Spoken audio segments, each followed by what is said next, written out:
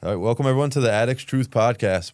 My name is John. I'm here again today, excited with Mike Gliem, aka RecoveryMike. He is the author of The Long Road Home, coming out now. Out now. And can't wait to hear his story. We've actually go back a little bit, and obviously God's plan, the way it happened. So I'm excited. Thanks for coming, man. Yeah, absolutely. Thanks for having me. Grateful to be here. Let's talk about first so they know how weirdly God works. And how it crossed divine paths. Appointments, right? Yeah. Do you want to tell her or you want me to tell her? Yeah, go ahead. Yeah. So basically, I was in Matt Blank, great guy, great trainer. Really good guy. Yep. In his personal training group, faith men's group. And every week we would have our meetings, and it could have been a motivational speaker, a banker, and try to grow you as a man. And right away, I think it was like my third one. It was like our motivational speaker, and it was Recovery Mike. And I was like, oh, this isn't even about recovery. They know I'm in recovery, so this is cool. And here you were. And what was that, 2 years ago? Yeah, like 2.5 years. Yeah, 2.5 years later. Yeah, here we are. Yeah, and then I remember a couple months later, I started to see like your book on my Tik Tok and your recovery stuff, and I was like, I got to reach out. Yep. So I appreciate you coming, man. Yeah, and then we tried to a while back, and then I got sick out of nowhere the night before. I had to cancel, but in his timing, right? So here we are. Exactly, worked out perfect. Here, though, man. So we're finally here. Start the new year. Yeah, absolutely, man. Absolutely. So how long have you been sober? Start with that. So it's June 19th of 2014. So this past June was marked 10 years for me. Yeah, earned 10 years. Yeah, I say earned because it's not given. I don't say I celebrate. I don't really celebrate anniversaries, to be honest with you. It's I feel like every day is earned. Some days are harder than others, but by God's grace, man. Only by God's grace, 10 years. Yeah. I like that. One of the things I got in early sobriety was the rents due. Like rents due every day, man. Yeah, because I kept relapsing in the beginning all the time. I didn't get why, and I wasn't doing anything to like better myself. Yeah. I think that's the self-improvement aspect, right? I think for me especially, I'll start right where my change, my turning point was in 2014, and I was back to a way of life that was a negative lifestyle and selling drugs and doing all the wrong things, and someone got in a physical altercation. I thought I had the upper hand. I started walking away. The guy went back in his house and came out from behind me and hit me in the side of the head with a hammer, and I woke up as John Doe in the ICU in a Philly hospital. Didn't know my name, didn't know how I got there, didn't know anything. And so that first year for me was, I call my discovery more than my recovery. So I had to figure out my name, who I was again, what happened, and all that, be able to walk, talk, right? All those things, just to be a human being again, right? Before even thinking about an actual recovery process and what that would look like. It's a little bit different than some other people's stories, I guess, because that first year was just being human again. And but then once I was able to do that, then in my second year or so, finding what recovery really truly meant. Because honestly, like a year in, I was still that same asshole kind of, man. Like, 'cause I didn't change anything. Not too much changed internally, not too much changed on the inside, because it was more so getting myself physically back where I needed to be. And we know that like recovery is an internal job, right? We got it's clean house, so there wasn't much of that going on. So like for that first year, I was irritable, discontent, right? I was everything. I was all that, man. And I wanted to give up half the time, wanted to quit half the time, wanted to hang it up half the time. It was like it's that 1% of faith in me, man, that really came from being in that hospital bed and having. It was really a spiritual awakening in that hospital. Like I told you, I couldn't really remember anything at all. My name, how I got there, I couldn't even speak and communicate with the nurses or the doctors. And the only thing I could remember was scripture, and that was it. That was it, man. And I was raised in a Christian household, you call it, but it was a religion to me then. I didn't know anything about spirituality. So, we would go to church on Sunday and kind of leave it there and not talk about it throughout the week. And so, I was told to go, when to go, where to go, what to do, how to do it. And for me, that was all religion, right? It was like man-made stuff. And I didn't know anything about, a personal relationship. I knew there was a God, but didn't know anything about a personal relationship with that God meant or what that looked like. And when I woke up in that hospital, man, out of all the things and anything I could have remembered, the only thing that stuck and the only thing that I did remember was scripture. And there was one scripture, Luke 24:34, was forgive them for they know not what they do. And it was on repetitive, like loop. I actually heard this third person voice reading these verses to me. And I knew that day I was in direct contact with my maker that day in that hospital room. And it changed my life. It changed my life. And it was forgiveness the whole time. It was forgiveness that really had, it was taking accountability for finally figuring out why I'm there. So they finally were coherent. I was coherent enough where the nurses were able to come and tell me that, and tell me what happened. To somebody tried to take my life. Someone tried to murder me. And then it all made sense why that verse was just repetitively being said to me. And needless to say, long story short, I forgave the person that tried to murder me before I even left that hospital. I didn't even forgive myself yet. That came a long time later. But I was able to forgive other people. And that changed everything. Holding on to that and the faith and that personal relationship I had from that point moving forward got me through that first year to actually find out what a path of recovery was or what it looked like. I didn't know much about it, man, to be honest with you. I've been to meetings, I've had failed attempts before, but I never gave myself to any kind of program, anything like that. It was like I'd show up late, leave early, all that kind of stuff, not have conversations outside of fellowships and things like that. And, nothing really did it for me, man. Ended up being God and writing mostly, man. And, the fellowship did save my life for sure. But at the end of the day, man, it was by God's grace, man, for sure. That's amazing. Yeah. So coming back from not knowing your name, not knowing what's going on. Yeah. That's heavy. I like that. I mean, I'm sorry that happened, but that's for the people listening. We know how it works. You're motivated. Yeah. No, it's crazy because you would think like, damn, that's crazy. But, for me, it was the most painful, traumatic thing that's happened in my life up to that point. Right. And, it was the best thing that ever happened to me. Like there's no doubt about it. Had that not happened, there's no we wouldn't be having this conversation today. There's no doubt about it. Like I was on a one-way ticket to hell for sure. And what was the recovery time on that? To back to normal? So it was like the first year. It took about a year just to be, walking around again. I was talking again, but I had a terrible stutter, so I didn't want to speak. I avoided that. I had terrible migraines every single day. It was brutal, man. It was extremely painful that year, because they took the sliver of the left side of my brain. They removed pieces of my skull out of my brain, then they sawed the rest off on the left side of my head and removed it and replaced it with titanium and closed it with 30 staples. So it was a painful process, man, that first year, and doing it drug-free too, doing it not taking narcotics, and they discharged me at the hospital, no aftercare plans whatsoever. It was just kind of like, here you go, figure it out. It was pretty shitty. That's crazy. Yeah. I don't want to miss over and skip over the part about the scriptures. That's God. I don't even like to say that's insane. That's really God. I mean, to only hear that, and for sure, that's the last time you used after that again. Yeah, no, that was it. That was finally it. That was finally it for me, man. Enough was enough. Before that, there was plenty of failed attempts. Rehabs, institutions, jail cells. You name it. Every time I went into, and so once I got clean and sober too, and then I found recovery, and then I was able to function again like a human and get back to work. I got back into sales and marketing, which is most of my background, and I found it started I was doing well too, and financially I was doing good.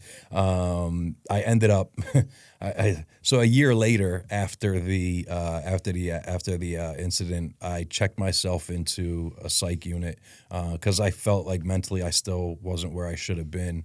I was having suicidal ideation, right, like all this other stuff. So I checked myself, and this time I really want the help. Every other time that I went to a rehab or treatment or any kind of facility, I never, was fully honest, transparent, vulnerable, none of that, right? I just said what needed to be said, right? And I looked like a role model patient from the outside, and just try to get through the time as fast as possible, get back out, and it was back to the same stuff, but this time, so I'm still, mind you, this is a year after my injury. I'm still in, not so great shape. Mentally, I know I should hopefully be further along than I am. And I checked myself into this psych ward, and I ended up marrying my nurse from the psych unit. So that was one thing. Every time I went to a treatment center or anything like that, usually I would leave with a female I met there, right? Miss Next Right, right? Or it was Mix Next Right Now. And, I'd leave with them and we live, happily ever after. It never worked, right? Those relationships never work. I don't think I can count any that did. But that's what I always did. So that's what I'm saying. Like, I'm that same person, right? It's like a year later, I never changed these kind of things inside of me. I was still seeking that outside validation and stuff from the opposite sex or whatever it was that I thought I needed to fill that void inside my, because that was still there, right? Like, I didn't work on myself yet.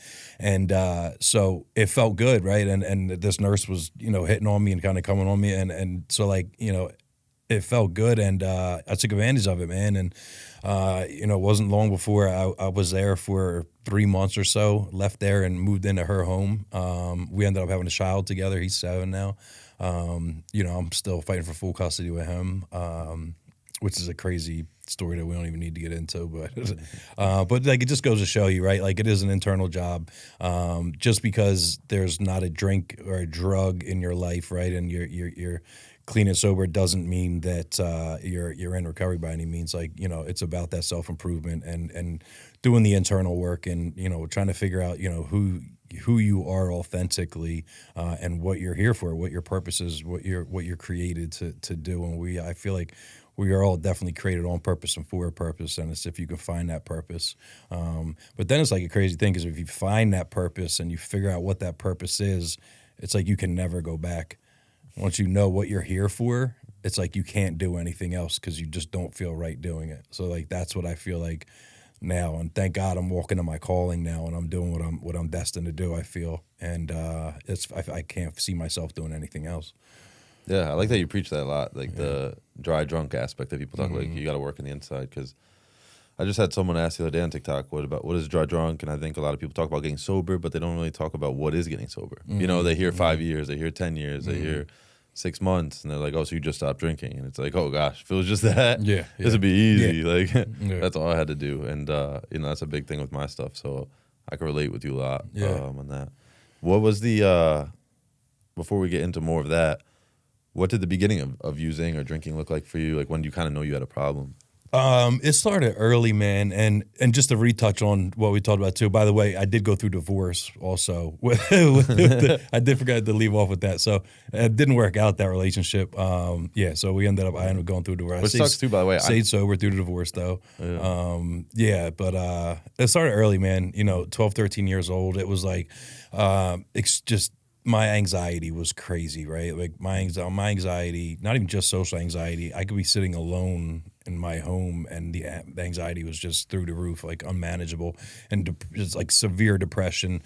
I literally felt like at that age I was allergic to being in my own skin. Like, that's how bad I just wanted to itch and crawl and get out of my own skin. And once I found drugs and alcohol, like, all bets were off. Like, that was my solution from that point on. Even from like a young age, like, I remember, sharing my thoughts with a family member and of some thoughts I was having and how I was feeling at the age like 13 or so probably was. And, they kind of consoled me, told me everything was going to be okay. And the next thing you know, like 15 minutes later or so, there's a knock on the door and it's the police. And next thing I know, they're locking me up into a psychiatric unit as a teenager, and I'm like, what the fuck, right? And from that moment on, that told me subconsciously that if I open up, first of all, I must be crazy, right? And second of all, like, if I open up and I'm open and I'm vulnerable, especially with the people closest to me and my family, I'm just gonna get punished. You know what I mean? And that's kind of how I felt. And I carried that on for the next 20 years of my life. You know what I mean? I didn't get clean and sober. I didn't, finally stop using until I was 32 years old. So, I'm 42 now. I'll be 43 in a couple months. So, so sort of early, man. Yeah, I think that's a thing that a lot of people deal with. I look back at my brother and wonder, like, did I you know, to me and my parents handle. You always wonder if you handle things the right way. Yeah. I think that's why a lot of people are afraid to get help. you Yeah, know? and you know, and I gotta understand too, and look back that it came from a place of love. Like they didn't know what to do, man. And you know, like now, you know, I have 6 children, right? I'm happily engaged, and you know, my fiance has 2 children, and I had 3 biological children. We have a 2-year-old together, so altogether we have 6 children. And now, you know, when you know I'm wearing the shoes on the other side, right? It's like you can't point blame there, right? Like after I had kids, especially, you know, it made it clear, like, because you know I had resentments towards my family and so much because I was homeless for 7 years on the streets during my active addiction, 20 years of active addiction, alcoholism, mental health challenges, in and out of jails and institutions and prison, and you know, and it's like 7 years of homelessness in Kensington, Philadelphia, and nearly a decade probably of no contact whatsoever with any of my family members at all. Like, I mean, from mother, father, sister, brother-in-law, aunts, uncles, nieces, nephews. No, I mean, there's the whole time there's no letters, no commissary, no phone calls, you know, nothing. And for me, and I'm like, you know, how can you see me at this lowest point in my life and not even pick up the phone, right? And like it made me angry at that time. But looking back, right, and now the shoes are on the other feet too, and it's like they had to let go of love first of all, like because first of all they couldn't sit there and just continue to watch me commit suicide on the installment plan, right, and watch me slowly die. Like you know, it's all different, and it makes a lot more sense when you have kids and you start seeing it. And you know, I have an older sister who was like complete opposite of me. So like when she grew up a couple years ahead of me, you know, she did great in school. She, you know, was on a roll. She was heavily involved with youth group at church and everything like that. And, you know, here I come, like the complete opposite, right? Get kicked out of school in 9th grade for having drugs. You know, I get homeschooled the rest of high school. You know, it's just like, so obviously they were not prepared. They did not know how to handle these kind of situations. And so, you know, at the end of the day, you know, they did what they thought they could do and was best at the time, man, you know? So, you know, it is what it is. Yeah. I mean, at least now I think we feel like we have more of an open awareness to addiction, mental health, you know, not that everyone feels comfortable, but we have a better idea of how you need rehab, you need a hospital, you need a therapist. Yeah, definitely. Definitely. What was Kensington? I hear it was crazy. Oh man, it's, don't want to touch too much on, but I think it's good for you to maybe. Yeah, no, I mean, you know, and people hear a lot about it, I'm sure, and like there's YouTube channels that there's some that glorify it and do it for the wrong reasons, right? Yeah. For views and for everything like that and clickbait. And there's some people that do the right thing down there. There are some organizations that do great things down there and stuff. And but it is a forgotten part of the city, man. It's a lawless part of the city. You know, like the mayor that's there now is trying to change some things and stuff, which is kind of counterproductive in my opinion. You know, cutting the funding from harm reduction places and stuff like that, which there is a fine line between enabling and harm reduction. I'll say that too, just my opinion. But, you know, out there though, I mean, it's the only place, I mean, literally, I know people that have traveled all over the world, right, and all over the country, you know, Skid Row and even places in other countries where it's kind of similar, and they come to Kensington, and they'll be the first one to say that there's nothing like that in the world. Like, I mean, you talk about the biggest open drug market. I mean, it's like it was absolute free game. Now, when I was out there over a decade ago, you know, we at least had some discrepancy a little bit and would be like, you know, behind a tree doing something or something, right, like a bush, whatever, like a car. A parked car or something, but now it was like just blatantly right there on the sidewalk, man. Somebody shooting somebody up in the neck, or like, I mean, it's like right there. Cops literally walking past or driving right past, and you know, told that they can't intervene unless it's a matter of like life and death. Now they're starting to change some things, and people are getting, you know, arrested again and all this kind of stuff. And it's like, you know, I really don't, to be honest, man. You know, I don't know if that place is ever going to change, man. I don't know.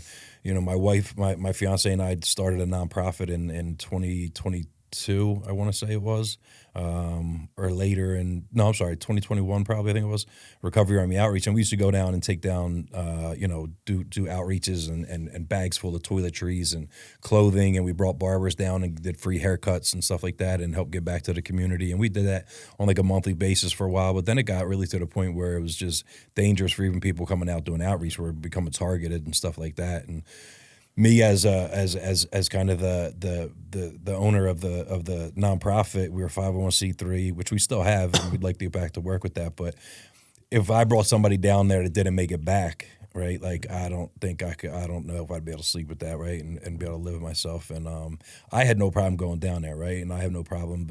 The hard part for me, honestly, was when I would get ready to leave there to come home. Because I remember what it was like being on those streets, and when I'm down there and I'm talking with these people on the street and knowing it, I was sitting in the same spot doing the same thing, and I was so hopeless, man, and did not see any possible way out of that place.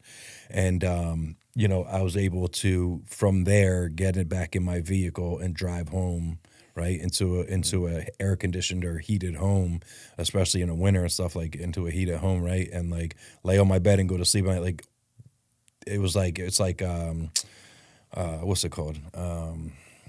Sort of like survivor's guilt, right? It was like survivor's guilt leaving there when I would leave there, because I know I got to go home, but they don't, and I know the feeling of being stuck down there. I didn't see a way, man. I did not see a way out when I was down there. I didn't see it. I just didn't see a way. You know what I mean? I literally thought I was gonna die. You know, from you know, whatever it was. You know, because there was fights, stabbings. I mean, I couldn't.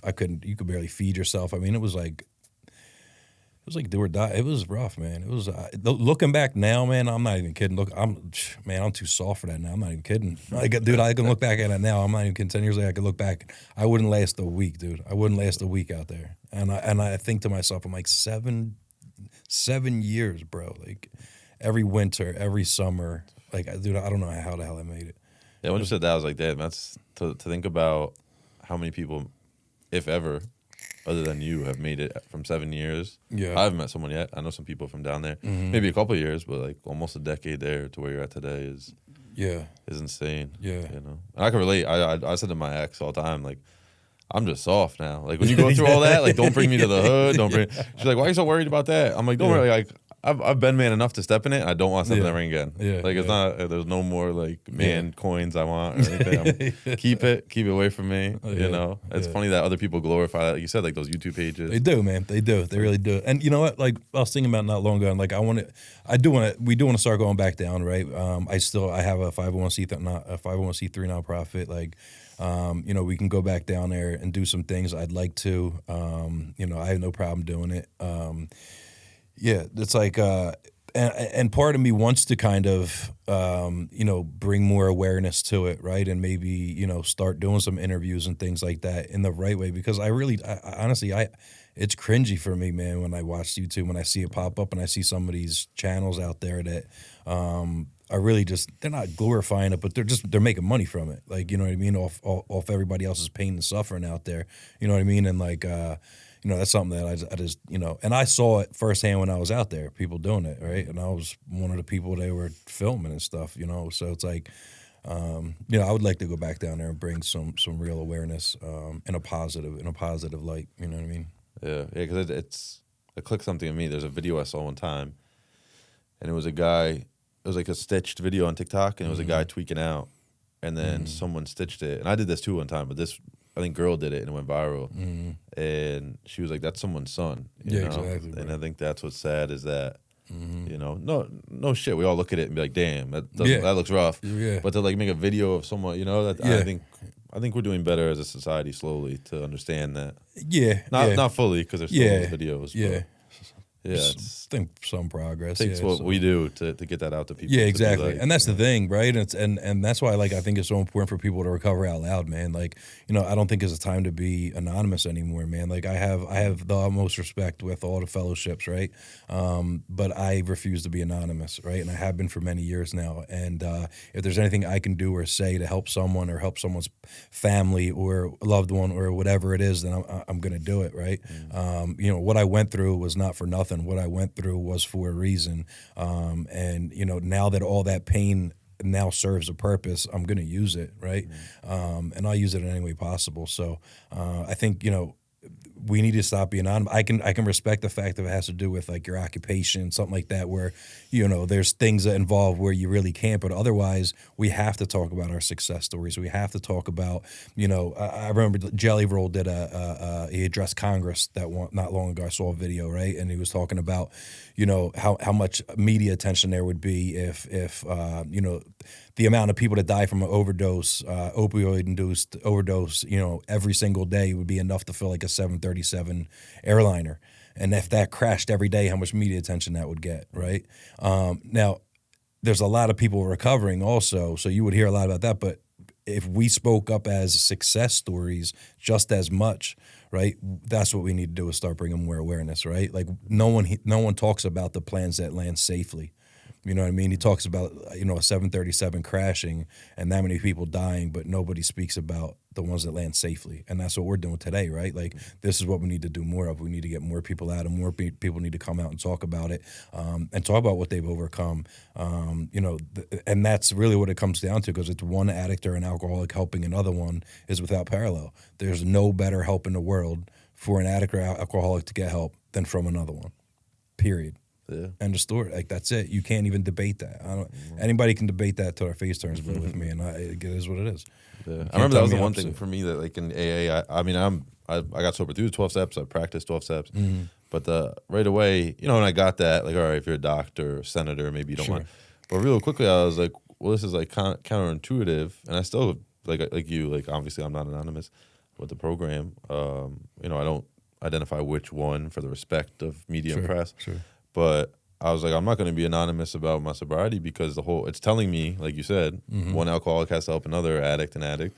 So how, if I'm not telling people, and, you know, for someone to sit here and look and hear my story, or hear that you spent 7 years in Kensington and look at you now, before you start talking, they're probably like, oh, look at this good looking, you know, dude that's probably successful and doing good. And then you say that, and they're like, and most do. Like, what? Yeah, and most do, right? And like, and then, you know, I share my experience, and you know, I share what I've been through, and most people just are kind of in disbelief, right? And because like statistically, they said, like, you know, with my type of injury, the doctor said, and what I should expect really at that time was within 5 years to either die or to decline severely in mental capacity.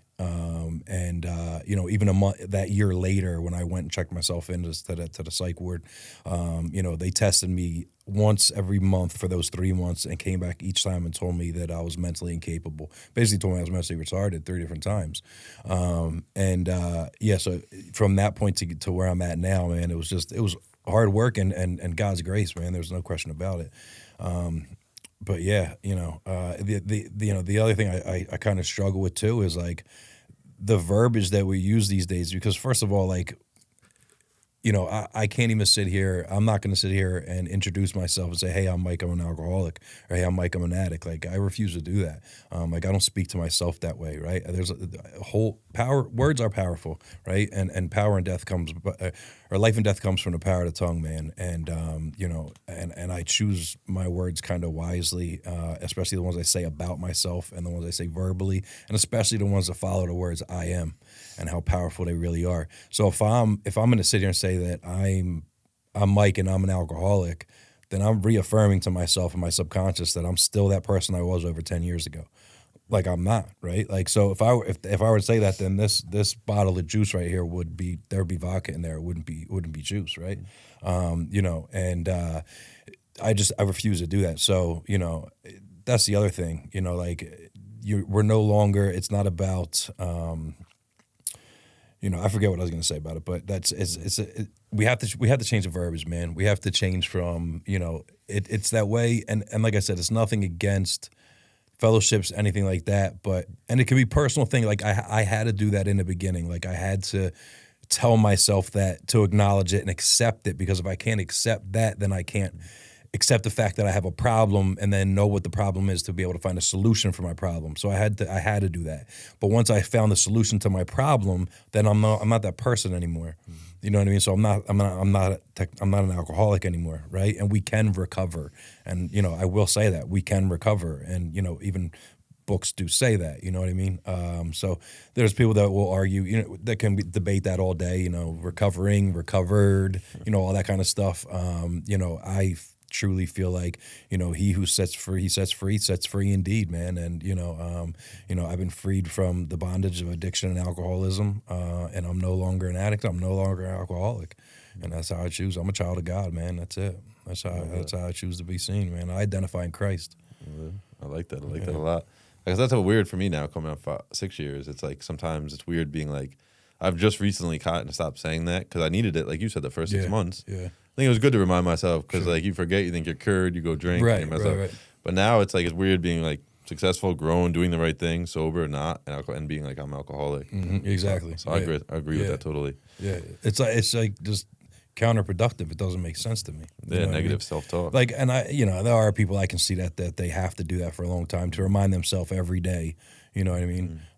But for me, like, I can't do it, man. No, that's good.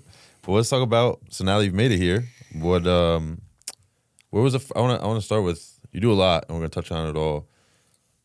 Where did helping people begin for you? Oh, man.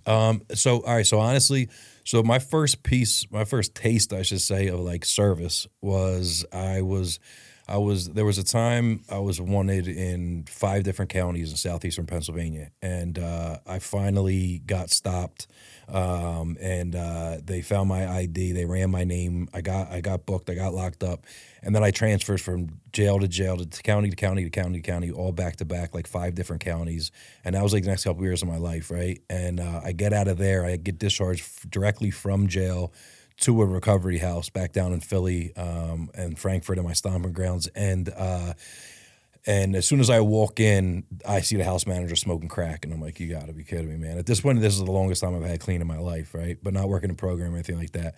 And it wasn't long before the manager of the house finally went on a run and never came back. And so we were supposed to be getting like 3 meals a day, everything like that, and it wasn't happening at all, right? Because he was obviously busy doing his own thing. And I broke into the kitchen one day, and I opened a freezer, and it was full of meat. And I'm like, well, why the hell ain't we eating, right? And so I just took it upon myself and just started cooking meals.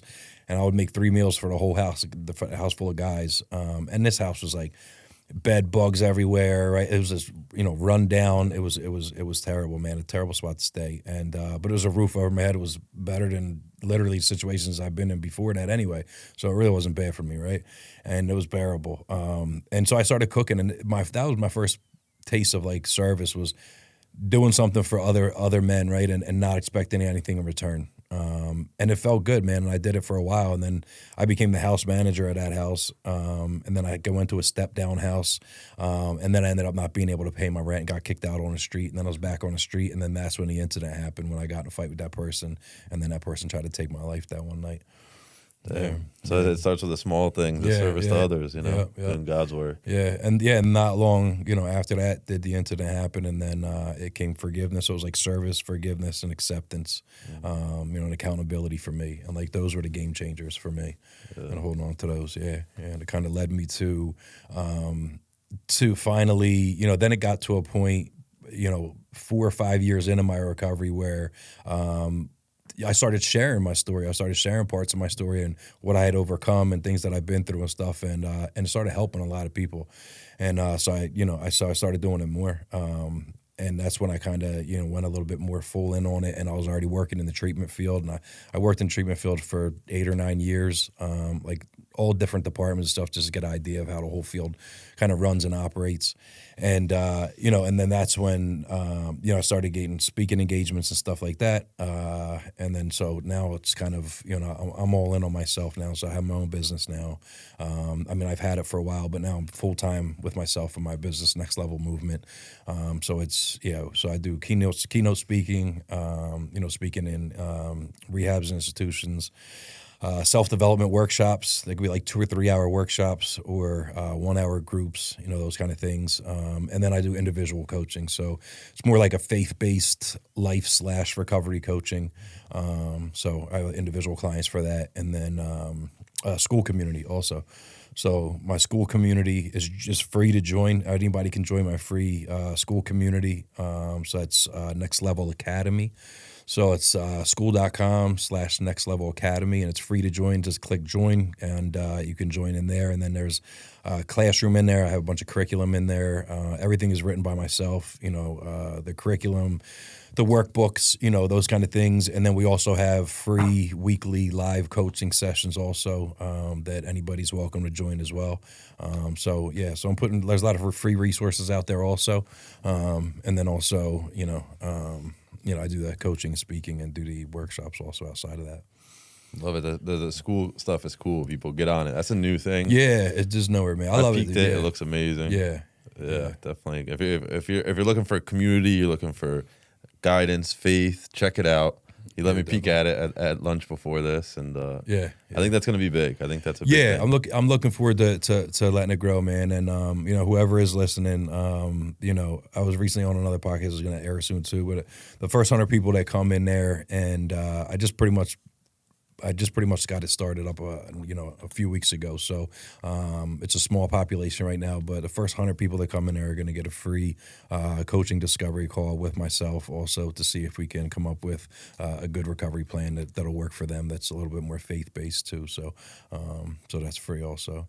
Love it. I'm going to call everyone out right now. So what I said at lunch is people don't like investing in themselves. Yeah.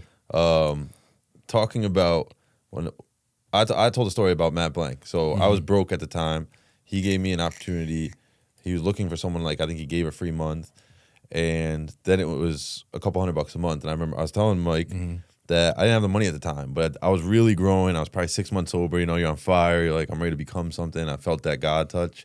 And I said, you know what? If I could spend way more than that on heroin and alcohol, I could probably do it. And that was my first lesson on investing in yourself. Exactly, man. So, I mean, the recovery coaching, I know why I think it's big, but I would love for you to talk about, either why you think it's big or a little bit what it entails, because I know that one-on-one, hands-on is so successful. The success rate is high. It's way bigger than anything else. Yeah, definitely, man. Because, I mean, here's the thing. I can come and give a keynote speech somewhere. I could come speak somewhere. I can do a 2-hour workshop, a 3-hour workshop with some people, a group of people, and a speech might leave somebody with some words of encouragement or inspiration to hopefully apply in their life. A group or a workshop might give some people some insight and some actual practical tools that they can carry on into their recovery and their life and stuff. But working one-on-one on a weekly basis and literally almost daily throughout the week also. I speak to my clients every single day, and weekly sessions. So, watching the transformation in that, I've seen in the past 3 months with a couple of my clients, complete 180s, man. I've seen so much change in them that I would typically see in some people that are like a couple years in, going another route. And these are people, mind you, that have, and they still do some fellowship, right? And they still use a therapist. They utilize these other people in their life, but there was always something missing. There was still a void. They still couldn't get it. And this was that thing for them to try different, right? Was to bring on a recovery coach. It's like I said, earlier, one alcoholic or addict helping another, it's without parallel. There's no better help. I'm not a therapist. I'm not a sponsor. I'm not, these different things to you. There's different roles for that those people can be in your life, right?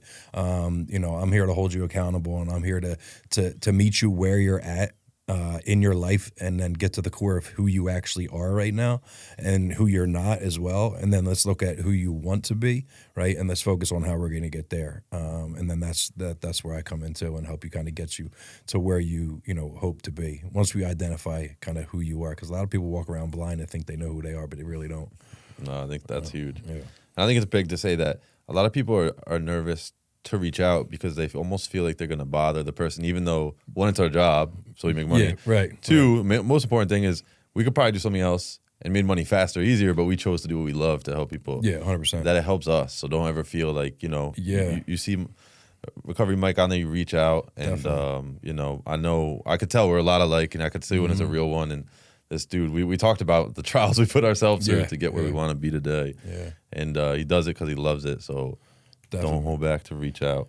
Yeah, I really do truly do my best, man. I respond to every email, DM, a call, anything. I do my absolute best to try to reach back out to everybody. And that's what it is, man, because, I really don't feel like I work a day in my life, man. Like this is what I'm here for. It's what I'm called to do, and it's what I do. It's my assignment, and it is what it is, man. And I love what I do, so I do it, wholeheartedly with passion. So, and I think, anybody that works with me would be able to say the same thing, and be able to tell you that too, that I'm, 100% invested in not just what I do, but also helping other people get to where they need to get.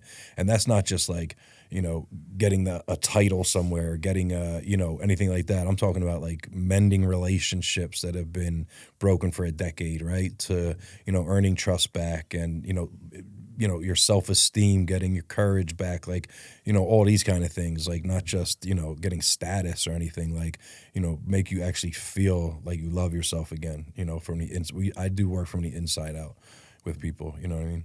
That's huge. Yeah. I think that's important to talk about. Let's talk about it. You're the first author that I've had on mine. Yeah, man. So being an author, finally have someone that is an author on here, in The Long Road Home. Let's talk about it. When did it come out? What's it about? How'd you write it? So that's that just came out September, I think. It was September of 24. So recently it came out.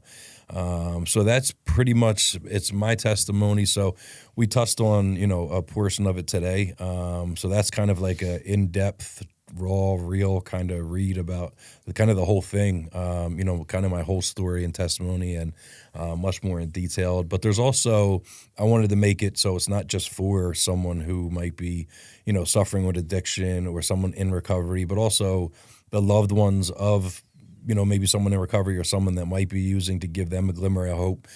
There's some educational things in there too. So it's kind of a mix of, my story and testimony, / some motivation, some inspiration, and also education in there too. So it can reach kind of a wide, broad audience. And yeah, it wasn't the easiest thing to do to write it either, man. I tried to paint a picture with the words in there, and if I was going through something in that part that I was writing, I kind of wanted the reader to be kind of with me there in that moment. And so in order to do that, I kind of had to relive it in my mind and get it down on paper, as vividly as I really kind of could. And it was fucking depressing, man. You know what I mean? Like after I was done writing that book, I was in a deep depression for probably a couple months. Before I kind of bounced back. But yeah, it wasn't easy. It wasn't easy to do. So it's definitely a raw, real read. Yeah, so check it out. So it's a paperback. There's a hardcover. The ebook's out on all platforms now too. The Long Road Home. You get at Barnes and Nobles, Amazon, anywhere you would get books, anywhere you would get ebooks. And right now they're doing. I'm a speaker anyway. I wanted to do my own audio book and read my own, but my publishing company, Christian Faith Publishing, picked it up. They're gonna have a narrator do it, but at least I get to choose them. So they're auditioning some narrators now, and so I'd say the next 30 to 60 days or so, the audio book will be out, and then we'll do a press release. So be on the lookout for both of those, man, and we'll see, man. And I called it The Long Road Home because a lot of people, they ask me about my story and how things have been, and I always would say, oh man, it's been a long road. It's been a long road, right? And for me, and so I brought in the word home because and not only has it been a long road, but I've been promised a home. When my time comes to expire off of this earth, I'm promised a home. So it's been a long road, but I'm going home. I'm still on my way there. So it's still a journey, man. Absolutely. Yeah. And I read a couple pages. He gifted me this today, so I appreciate it. Yes, sir. And I can tell you I'm going to read the rest this week. I was hooked already. So go grab yours. I told him it was cool. He's the first signed book that I got. So being someone that signed books, this meant a lot to me. I appreciate it. Yes, sir. Especially, hearing you when I was like 6 months sober. It's yeah, man. Yeah, it's crazy a cool to thing see. for me. Yeah, it's awesome, bro. It's awesome. Yeah, it's I good to see. appreciate you. But check it out. Let's talk a little about the speaking. How can people get a hold of you? So you can go to www.nextlevelmovement.org. So you can go to nextlevelmovement.org, and there's plenty of places in there you can inquire for bookings, for speaking engagements. group facilitation, self-development workshops, you know, a lot of inpatient, outpatient facilities I work with. So those, and then also you can contact me directly through there too, obviously, and have access to me for coaching services as well. And it's in the middle of a revamp too, so there's going to be some new updated stuff in there, and there's going to be a link on there for the school community as well. So, you know, if I could say anything, you know, definitely tap into that. You can check out the services that are offered on nextlevelmovement.org, but if you go to theschool.com/nextlevelacademy, definitely join me there in that community, because I'm more heavily involved in that community than probably any other platforms, and a lot more hands-on, and you know, really kind of build relationships with everybody in their own more personal level. Absolutely. So I want to, before we get to the last couple things, and we do the same 3 questions at the end of every episode, I want to ask now, what you spoke about, your family didn't talk to you for a while, and you were homeless for, you know, multiple years in Kensington. What is a family, because I want to prove what you do with people is obviously what you do yourself. What's the family situation like now? Your parents didn't talk to you for a while.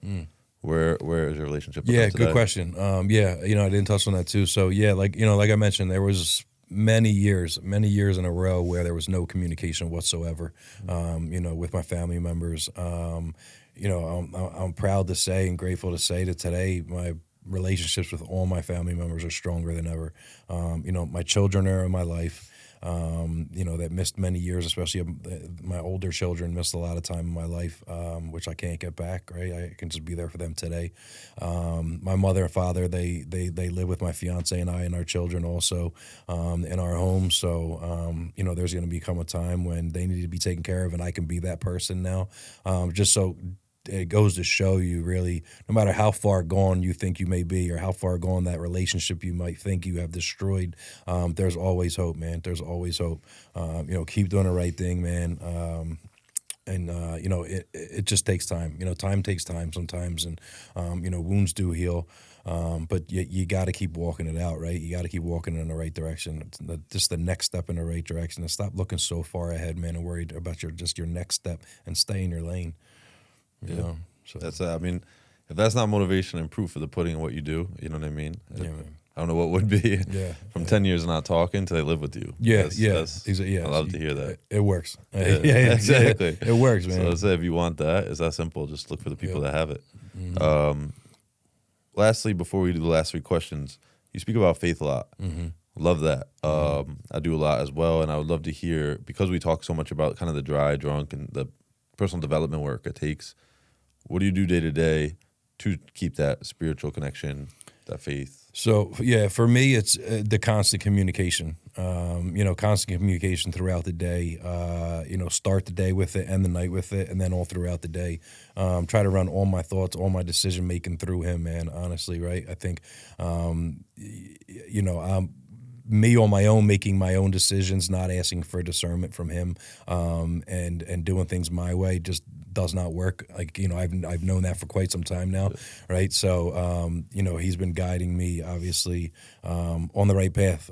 So, you know, I need to remain obedient, man. And you know, there's times, obviously, when we find ourselves, you know, getting so kind of consumed and busy, quote unquote, busy with, you know, business and life and kids and things that are going on, and it's hard to make time sometimes. But like, I feel like when it's hardest to pray, we need to pray the hardest, and that's what I find is, and I think there's a lot of times like that when you're busy and you're doing a lot of things, and you get that inkling that, you know, maybe I should pray, and we put it off a lot, right? Like, and I know well enough now that when I get that inkling, to not shut it down, right? Not stuff it down, and do that immediately, right? And it's just the constant communication for me. It's keeping that line of communication open, right? As soon as I wake up, you know, thank him for waking me up. The first words are thank you, you know, as soon as I wake up in the morning, right? And the same thing before I go to bed, I'm thanking him again, you know, and just help to give me guidance and understanding and wisdom,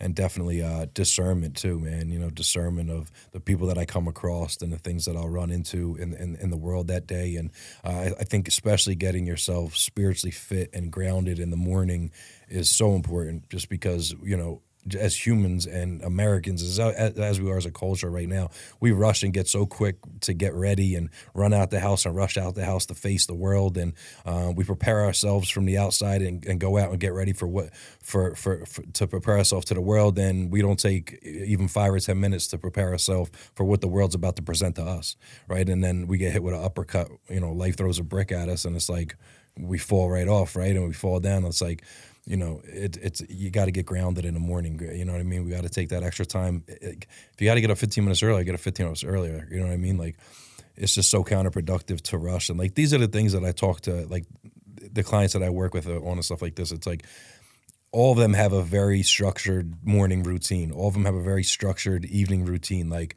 it plays a huge role in whether they're going to be, successful in that day or not, and how they define success also is different for everybody. But it plays such a huge role. It really does, man. And in the morning, especially, get yourself spiritually grounded.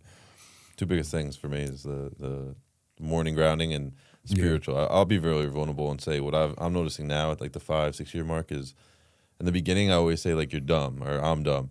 Mm-hmm. I know it's very obvious. Warrants, like everything shows that like my decision don't work. Mm-hmm. So I was very willing.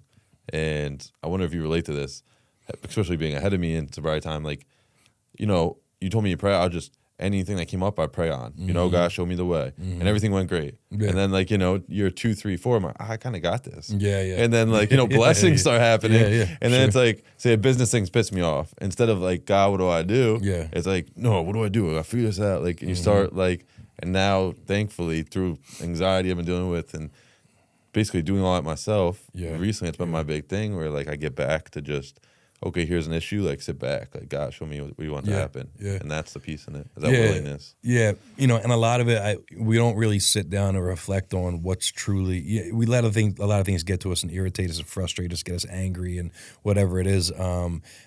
But when you really sit down and analyze the situation, how much of it is truly within your control, right? And like, that's what it comes down to. We just want to hold on to some control a lot of times. And it's like, when you really look at it, at the end of the day, that whole situation probably was completely out of your control, or maybe it was the way you responded, which was in your control, right? Like, so the only things that are in your control is your attitudes, your efforts, and your behavior. That's it. Like, everything outside of that, you can't control, right? Like, that quote is so true. Like, life really truly is like, 90%, it's 10% of what happens to you, 90% of how you respond to it, and that's really what it is. And I think a lot of people live their life in a state of responding to things happening to them and being consumers of the world rather than creating the world that they want and being a creator of their destiny and kind of, and building what they want, and they're just taking things as they come, and it's like, you got to step outside that comfort zone. You got to get outside that box, man, and get uncomfortable, and do some things and invest in yourself, man, and start believing in yourself, do some things differently. Absolutely. Couldn't say better myself. Yeah, so, Rock, we always do our last 3 questions. Number 1, who are you staying sober for today? For me, first of all, first and foremost, for God. God comes first, and then obviously for my family, my children, and for all the people that rely on me, depend on me, that I've come this far and earned this back, that I'm not going to turn around and lose it. Love it. And I'm curious on this one for you because you're a scripture man. What is your favorite go-to quote or scripture, line, whatever? Scripture, I'd say Philippians 4:13. I can do all things through Christ who strengthens me. Damn, that's one of my favorites. That's crazy you just said that. Definitely one of my favorites. And then obviously Luke 24:34, which was what I heard in the hospital repetitively, was forgive them for they know not what they do, which Jesus said on the cross. Yeah. That's good. Because I just got more into scripture recently, and 2 years ago, that's become like kind of my thing. I hit that once, and I was like, wow, if that's not proven in my life, I got to stick with that one. That's sweet. And lastly, what would you say to someone who is struggling today that needs some encouragement? Don't be afraid, man. Don't be ashamed. Speak up. Like, speak up. No one's gonna do it for you, right? There's no one's gonna come save you. No one can read your mind. No one can figure it out for you, right? We have to speak up. You know what I mean? Be vulnerable. Ask for help. You know, if help is offered, accept it, right? It might not be an ideal position. Maybe you don't want to go to treatment. Maybe you don't want to do whatever it may be. But just remind yourself it's temporary. It will pass, right? And the goal is to get out of that situation that you're in now. But it's going to take you to take that first step and take that first step of initiative to make that happen. So, you know, if I could say anything is to anybody that needs to do something is to do exactly that. Do something. Like, don't sit there and dwell in it. Don't sit there and sulk in it. Don't sit there and marinate in it. Like, things will continuously get worse, right? They will continuously get worse, and you probably know that. So, you know, take the action, take the first step, and pick up the phone, call somebody, shoot me an email, right? Send me an email, info@nextlevelmovement.org. I will answer back. Yeah, we'll get you some help. People are out there that are ready. Yeah, You're out there ready to help. Where can people find you on social media? Is it at Recovery Mike? Yeah, so you can find me Facebook and Instagram are at OfficialRecoveryMike, and then TikTok is Recovery Mike Official. I changed my name for like a day, and someone took it already. So it was the same across the board. So it's Recovery Mike Official on TikTok, and then also Next Level Movement LLC at YouTube on YouTube. Next Level Movement LLC. There's some speeches on there. And there's gonna be some more stuff that coming out that you'll see also. Some different with the speaking bureau I got involved with is gonna have some albums coming out soon. So that'll be there. So there's LinkedIn as well as Mike Gliem. You can find me Gliem, and it's pretty much it, man. Yeah. Do you do any speaking in schools or with kids? I've done high schools. I've done some high schools. I'd love to. You know, I don't normally seek them too ordinarily. You know, between the coaching and everything else. You know, so. If there are anybody that is does have outside speakers come in and needs to kind of speak about I really like to address like high school from a mental health standpoint because I feel like that's where a lot of it starts is with, you know, and it's a whole different ballgame these days than from when we grew up, right? Like it's totally different, man. So you know, with the mental health and everything like that, and you know, comparison, man, is the biggest thief of joy, and how kids feel with their self-esteem and stuff. So anybody needs a speaker to come speak to their students about that, you know. Yeah, you'd be a good speaker for that. Yeah. You know, college as well as everyone else. College as well. For anyone, sure. But I was just thinking on top of what you do, that's a great, you would hit home for sure. Yeah. I mean, if you can reach them at the youth, you know, even better, right? Yeah, before they get to where we went. You know? For sure. All right. Well, my man, I appreciate we finally made this happen. Thank you for coming out. Appreciate you. Absolutely. God bless you, man. At Recovery Mike, got to check out The Long Road Home. Barnes & Noble, right? Yeah, Barnes & Noble's, Amazon, anywhere you get your ebooks or regular books, they're all available, yep. An audiobook coming out soon. Yeah, and actually what you could do, you could either DM me on any socials, so at Official Recovery Mike, or Recovery Mike Official, or even the website, you can email me at info@nextlevelmovement.org. And I also send out personalized signed autograph copies and include merch and T-shirts and stuff like that too. So feel free to do that as well. I can shoot you out an autograph copy. Love it. Well, I hope we get to do some work together. We'll have to plan some kind of event. Yeah, or for sure. Because, yeah, that'd be nice, man. I appreciate meeting you, and it's definitely someone I could tell on the same plane trying to do God's work. Absolutely, bro. Got an amazing story, man. Thank you, brother. Thank you. So, guys, Addictstruth, Recovery Mike, thank you for tuning in. Sponsored by Still Behavioral Health. And if, again, you're looking for an online recovery coach, speaker, an amazing book, check out our guy here and also his school, local community that's out now. Love you. Thank you for tuning in, and we'll see you next time.